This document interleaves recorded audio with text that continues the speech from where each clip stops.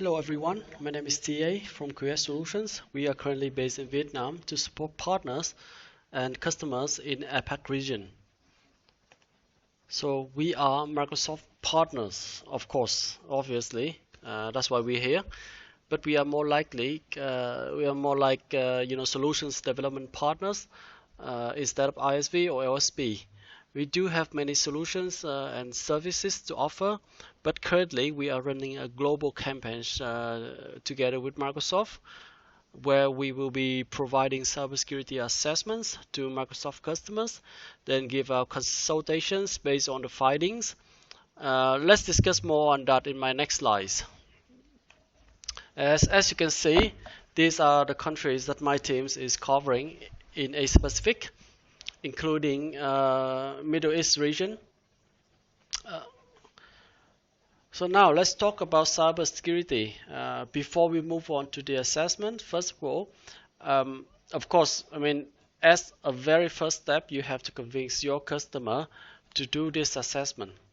That is the very first step needs to be done. And normally, when I first spoke to any customer, they normally say, let's say last year we have invested like $3 million in Nexus, and then or like $5 million in Cisco firewall, for example, right? And what I normally told them is that I agree with you, sir. With all due respect, I agree with you that Nexus is an expensive tool, an expensive monitoring tool.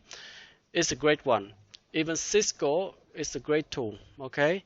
However, do you have the policies and the governance on top of your tool or not? Right? Because the real cybersecurity does not start with technologies.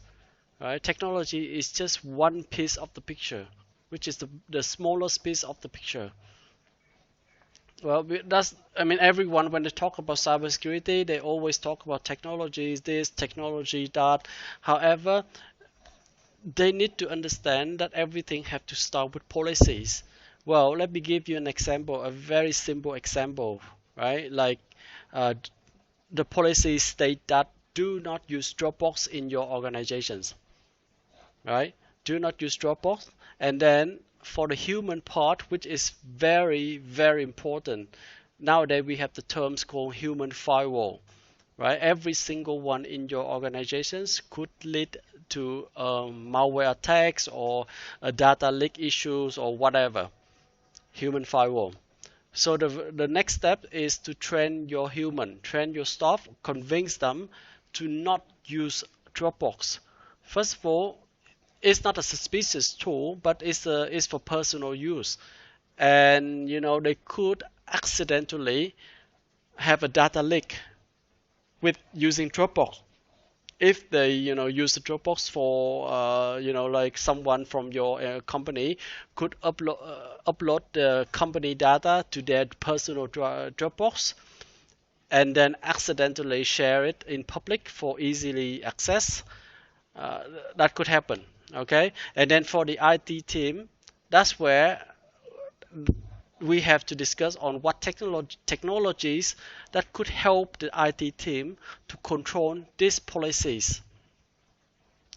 Right? So that's how we combine all three factors together: human, policies, and technologies.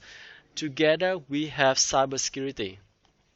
And that's how you convince the customer that technologies that you are just mentioned is not enough. And we are here to help you on the policies and the human part as well. Right? And that's why we need an assessment to see whether you have combining all three together yet or not. Right? Now cybersecurity is a hot topic. Everyone is talking about it, but not many people knows what to do. Especially, most people are chasing digital transformation nowadays, where they have the mindset of getting things works first, secured later, or everyone is thinking that cybersecurity is IT responsibility, where let's say, for example, a receptionist lady somewhere with her machines got infected by malware. The very first thing that she does is pick up the phone call IT or yell at IT because she thinks that it's IT problems. It's not. It's everyone's problem. Cybersecurity is everyone's problem. All right, because she should have the responsibility to protect her machines at first place. She should have the responsibility to follow the policies of the company. For example, stop clicking on suspicious link, follow the standard procedure, etc., etc. So you see, it's everyone's problem. Nowadays, I mean, since 2013, Microsoft has invested heavily into their cybersecurity suite, where in this assessment we will give recommendations based on Microsoft technologies. And because this is under AOC, if it is under AOC program, then of course Microsoft fund for it, then you have to give recommendations on Microsoft. However, if the customer pay for themselves, then you are freely to give recommendations on any technologies that you are working with. The goals of the assessment is to provide roadmaps step by step on what needs to be done to secure customer environment along with technologies that could help them. And of course, at the end of the day, to help you upsells. Deliverables is the syscontrol reports. So we follow syscontrol framework in this assessment because for us syscontrol is practical. It can apply to any kind of business, even the big enterprise or a small company with 100 endpoints, all the same. And it is recommended by US government and by and even Azure environment from Microsoft is applying CIS control as well. Currently, we are performing the assessment to Microsoft customer. However, in the near future, I am looking forward to train the partners to do the assessment so that they can follow up on the report easier, with more properly, I would say. So the values for the customer is to align between the business and IT, right? I mean, it is always in the book, in the business book, saying that the business has to take control. The business has to be in control. For example, if you open a restaurant, right, you wouldn't let the chef to do anything he wants, and then it could damage your reputation on the restaurant. You have to be in control. You have to know what he does. So the business have to be in control, and the IT have to make report, so the business can make decisions. However, to be honest, in Asia, not many businesses have that level. So at least through this assessment, we could help the customer to align between technologies and policies. As I mentioned previously, any technologies that the customer have, they should have the governance and the policies on top of it.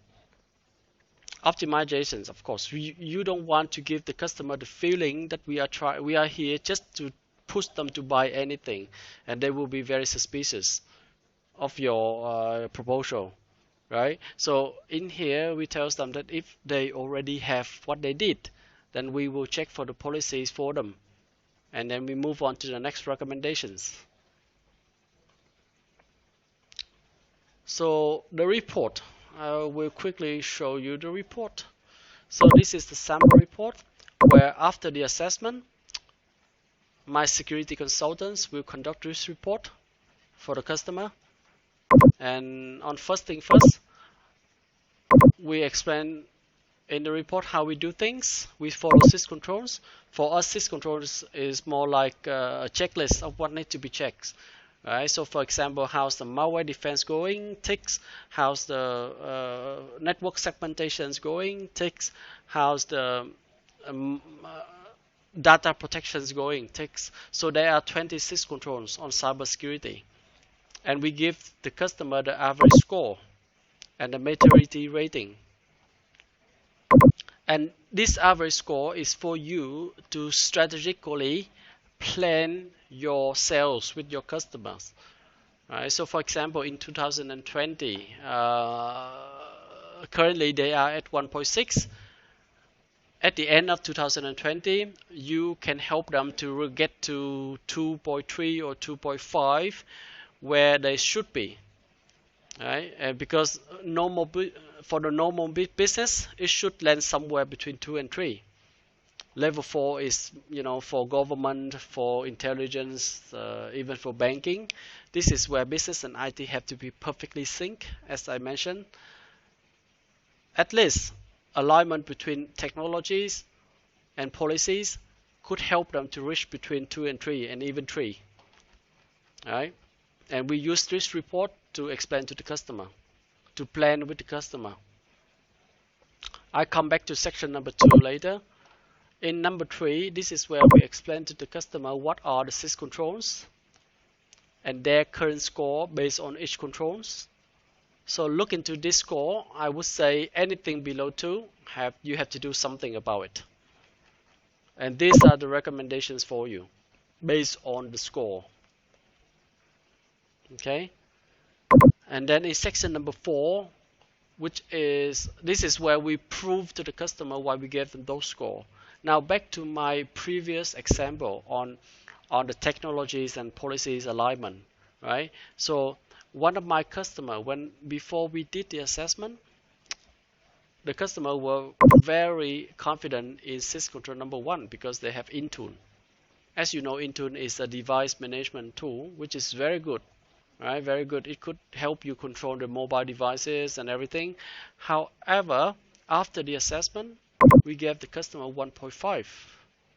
The reason being is because after the assessment, we found out that they still have, Android 6 or Windows XP registered to the system. So I asked the IT manager, are you confident you let your staff, your employee, connect to your system with the very suspicious software to spread malware, to start an attack properly?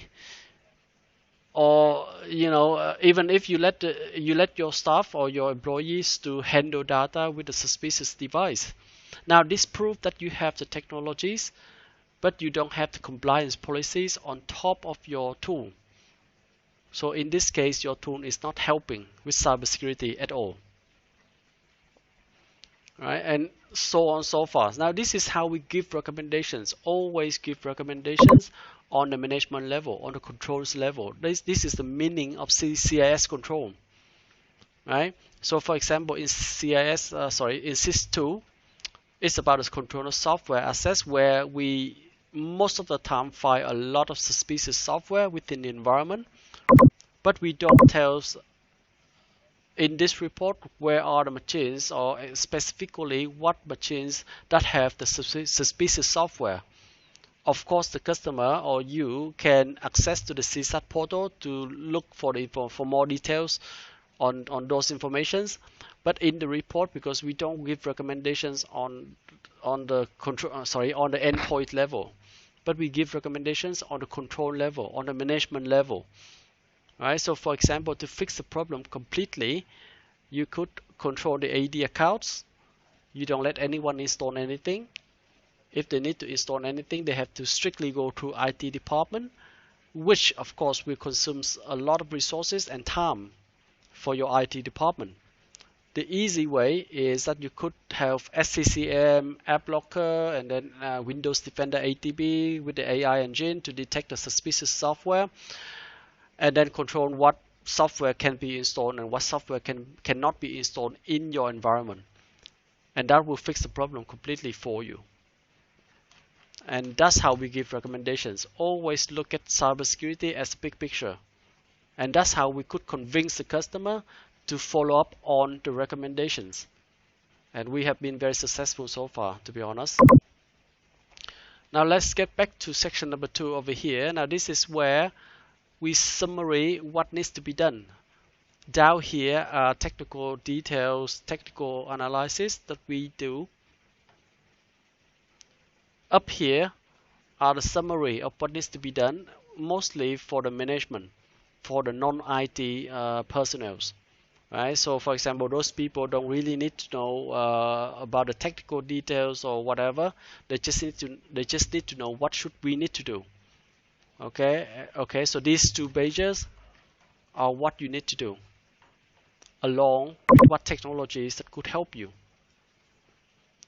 And to convince the IT manager to do this assessment, you can even tell him that this report could help you to get the budget from your management as well, right? Because in this report we tells you what are the problems. We specifically give you the proof on what are the problems, and then how could you fix the problem. But then if you ignore it, and if you say that, for example, we don't have budget for this year or whatever, then when something happen, it's not IT problems anymore. It will be the management responsibility. And that's how we position this with the IT manager to convince him to do this assessment. Okay. Now to have the final report, what we need to do is to do the technical scan and to have, let's say, 1 hour questionnaire interview time with the IT manager, because we cannot scan policies, so we need the questionnaire to cover the policies, things that we cannot scan. And all this are on CSAT tool. Okay, and now this is when I bring up CSAT tool. The reason that I didn't bring up the CSAT tool at the very first of my presentations, because from my experience, most of the time if you bring up CSAT, if you talk about a tool in front of the customer, they would normally ask for the comparisons, irrelevant questions, right? So for example, our tools Nexus can collect information as well. Why do we need your tool? And something like SCCM can collect information. Why don't we just use SCCM? And then you have to answer to those irrelevant questions with another questions. So are you confident for me to access to your sensitive system to collect data? Really, that is really the security issue. That's why we don't want to access to your sensitive system to get data. And we need an independent tool to safely and quickly retrieve the data for our report. That's why we have CSAT, and CSAT is an assessment tool. This is not a monitoring tool. Okay, it's an assessment tool. It's for us to use as a consultants. It's not for customer to use unless that the customer have an internal audit team. Okay, and the timeline. So normally we wouldn't want to waste too much time of the customer, right? Because they are busy or they think they are. So we try to explain everything upfront, and we have all the documents needed for them to prepare the environment.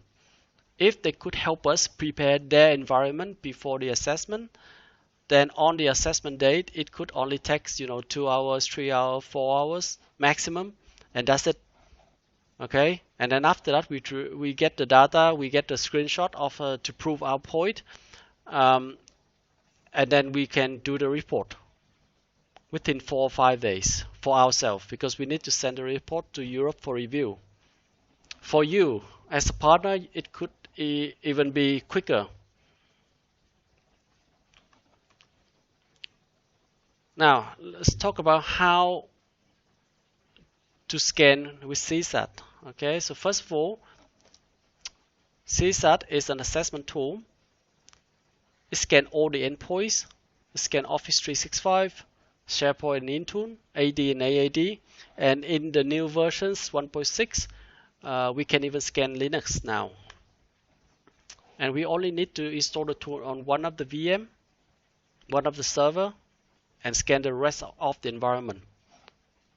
Right? So, because most of the customer will be very suspicious or even paranoid when we talk about scanning from the cloud. So you can guarantee to the customer this is not a cloud service. Okay, CSAT is not a cloud service, it's an offline scan, and after the scan, all the data stay with them. After the assessment, we only need for 1 hour of their time so that we can do the data analysis on the server, probably taking some screenshot to prove the point, and that's it. We don't take the data. To install CSAT, we need one of these 3 versions of Windows. And since the assessment will be finished within a few days, the customer don't really have to buy the license for this. They can use the trial versions of Windows Server. And this is the recommendations on the hardware. The most important is one CPU socket. The reason being is because we use SQL Express for our tool, and SQL Express can only utilize one socket. Having more socket will just make the scan time longer. And if the customer have less than, let's say, 3,000 endpoints, 8 gig RAM is okay. Well, from more than 3,000 endpoints, probably 16 gig RAM. And the most important for the scan is, first of all, we need a temporarily domain administrator account. Right? I say temporarily because we really recommend that this account will be disposed after the assessment. And we need to enable 5 predefined firewall rules. And these are the rules. These 5 ports. And they don't need to open these rules to any IP. They can open this port to the CSAT server only.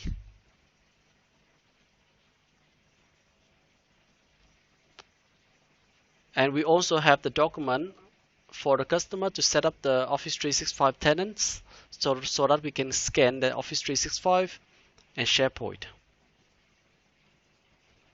Okay, now let's have a quick look at how CSAT works. Now this is CSAT, but I will just quickly go through how does it look.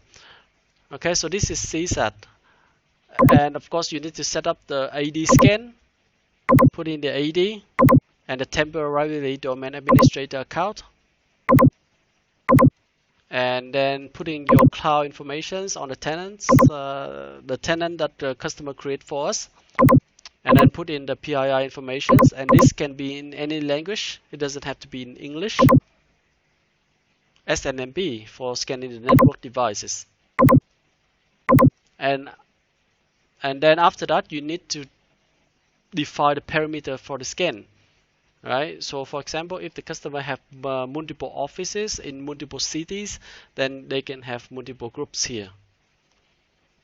And then define the scan by ID, by IP range, CIDR, subnet, or custom IPs. So after the scan, the tool will collect informations. Right? So basic informations like machine's name, operating system, AV name, AV type, BitLocker. Clicking on the endpoints gives me more information, of course. And I can even click through the tabs here to find out about that specific machines. However, what I normally do is that I will see the cross-reference on the left-hand side where I see everything. Right? So for example, these are all the local accounts, and if I can find local administrator account has just logged in recently, that could be a problem. Right? Because you should not let anyone log into their machines with the local administrator account where you don't have control. Local groups, firewall status, browser history, and trust me, there are a lot of stories to tell in here. Same with installed applications. Personal share folders.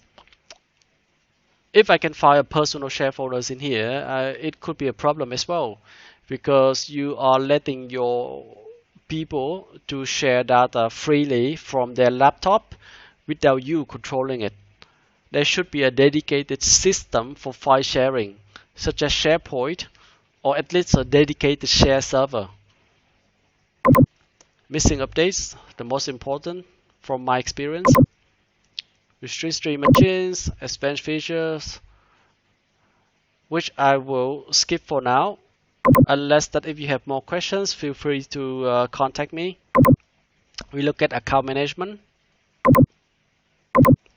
password policies, and for the cloud, we look at first of all the licenses. Now this is for you to find out, for example, if the customer have like available 495 EMS license, then it's time for you to offer your deployment service to your customer, because they have the license, but they're not using it. And the PII informations, documents with sensitive keywords, and how are they sharing it to the outside world. Now, along with the technical scan data, we also have the questionnaire. The questionnaire is very important. Okay, it's not simple. The questionnaire is to help you frame the assessment and to help you get more information from your customer. So for myself, I used to have a conversation with my customer, and they were sharing a very interesting story. Like they were using Google G Suite for their data management, but then they are opening up a new office in China. And as you are aware, China is not playing well with Google. So that valuable information is very, is for me to use. So I would already offer Azure a lot in my report, because I know that they cannot use Google anymore. And as the assessment tool, there will be some features in here to help you with the assessment to generate the report. But the report will be generate 50% only. Okay, it still needs you to fill in the other 50% for your strategic planning with your customer.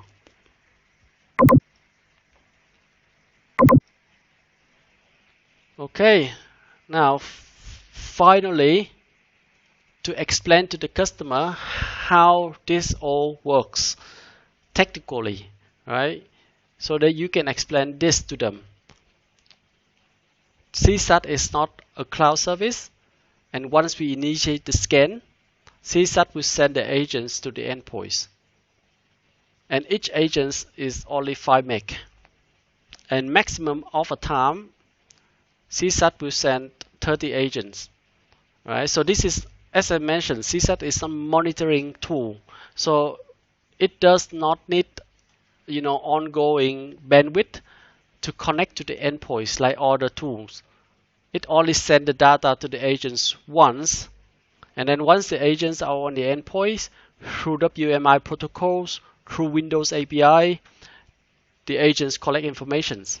After collected all the informations, agents will post data back to CSAT server, and then the agents destroy themselves. That's it. No ongoing bandwidth. So if the customer is worried that it consumes bandwidth or whatever, well, they don't have to worry, and they can do the trial themselves. Okay, now that is the end of my presentation. So hopefully it can help you understanding this how CSAT works, part of it, of course. But if you have any questions, please feel free to contact me. I believe that your college might have my email addresses and even my phone number already. So thank you. Thanks for your time.